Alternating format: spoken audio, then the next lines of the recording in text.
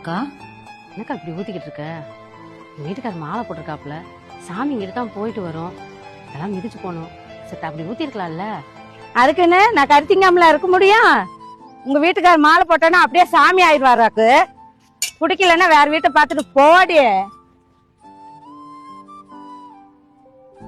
அஸ்மா, எங்க கடை கிளம்பிட்டியா?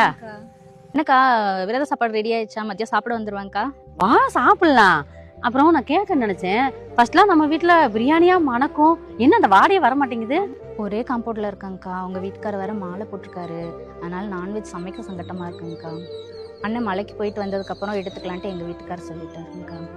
அஸ்மா, உங்களை நினைக்கையில எனக்கு ரொம்ப பெருமையா இருக்கு அஸ்மா. அக்கா, சாமின்னா எல்லாத்துக்கும் ஒண்ணுதானங்கக்கா.